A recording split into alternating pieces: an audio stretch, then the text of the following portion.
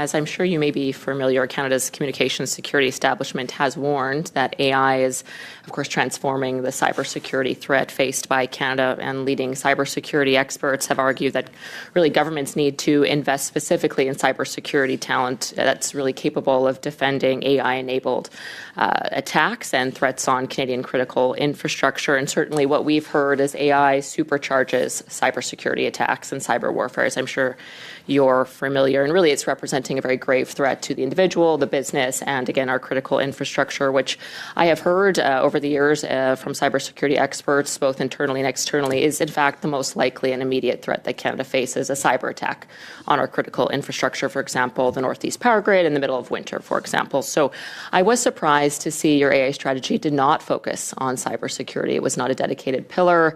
It wasn't emphasized. Can you explain why that is? Thank you for the question, Chair. We take cybersecurity risks absolutely seriously. I want to thank the member for raising an absolutely critical question. As the member knows, in our strategy, first and foremost, we doubled the budget of the Canadian AI Safety Institute.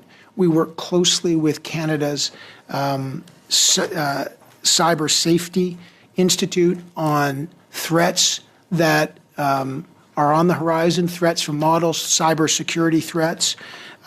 Shared Services Canada for our critical infrastructure has multiple layers of cybersecurity defenses like cyber walls, network defenses, anti-denial of services measures, antivirus measures, virtual private networking.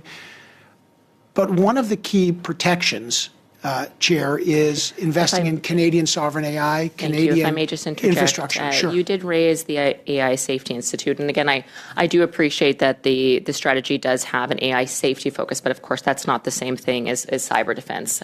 AI safety is, of course, focused on things like deep fakes, and I know the AI Safety Institute focuses on model evaluation, governance, transparency, and responsible deployment. All very important. But that's not cybersecurity defense emphasis that I'm asking about. And specifically, even if it did, out of the $2.3 billion you committed, only $50 million is going towards the Safety Institute, which is about 2%. And again, that's not solely dedicated to cyber defense. In fact, that's not the focus of the Safety Institute. So can you identify a specific funding stream in your AA strategy announced the other day that is specific to cyber defense? Again, thanks for the question, and a really important question. We take, obviously, safety of Canadians, their privacy, and the cybersecurity threats really seriously. The Defence Industrial Strategy that we also have made public makes major investments in high security organizations and in our most important cybersecurity organizations, as you know, through CSE and other organizations. So our Defence Industrial Strategy has made significant investments in that. And I want Canadians to know, Chair, that these strategies are working side by side. The Defence Industrial Strategy, we are working very closely with the AI strategy to make sure that all elements of defence and security are taken care of. Thank you very much. But again, you have a lot of emphasis in this strategy on the opportunity, which I think we've all heard. There's great opportunity with AI. But again, we have heard at this committee and others that the cyber threat is very real and very rapidly evolving and growing. And again, these cyber attacks can now act and evolve on their own, which is a great difference from hackers in their basement or bad government actors, for example. So there isn't, unless you can correct me, there isn't a dedicated talent stream for cyber defense, but there are for sort of the positive aspects of this, which I find concerning. And unless you can correct me, is there a talent stream for cyber defense in your strategy? I couldn't find one, but maybe I'm wrong. I think the Chair, the member will find in the Defence Industrial Strategy a major focus on security and cybersecurity. I would also just say a couple of things.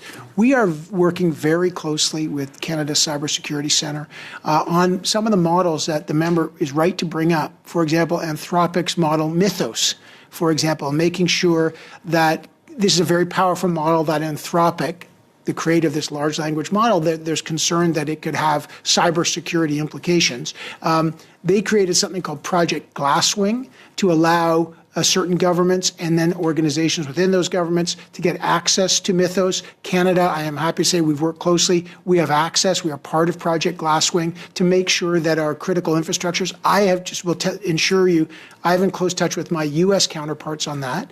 And I've had meetings with our national cybersecurity and our top security officials with the U.S. to make sure that we are cooperating on Fortress North America. And I appreciate that you are taking meetings on this. It sounds like you're having some discussions. But again, you're the first AI minister this country has ever had. I do feel that you have a responsibility to make this a primary pillar of your AI strategy, given the gravity of the situation on cyber attacks and the evolution of them by AI-enabled infrastructure. So again, I think we're out of time here, but I would just urge you to reconsider your strategy and ensure that if you evolve it or bring forward a 2.0, that cybersecurity is a main pillar. I think it's a grave enough threat and a serious enough matter that the first AI minister in this country should have it as a primary pillar. And it is concerning that it was not a primary focus in your strategy. Time for a quick answer, Chair? Yes, you do. Cybersecurity remains absolutely vital, and security is vital. One of the reasons we are investing so much in Canadian sovereign AI is to make sure we have control over our systems, that Canada's personal information and our sensitive workloads are held by Canadian under Canadian law. This is vital and central to our strategy to build sovereign AI for the very reason that the member rightly brings up, to make sure we are safe and we have control.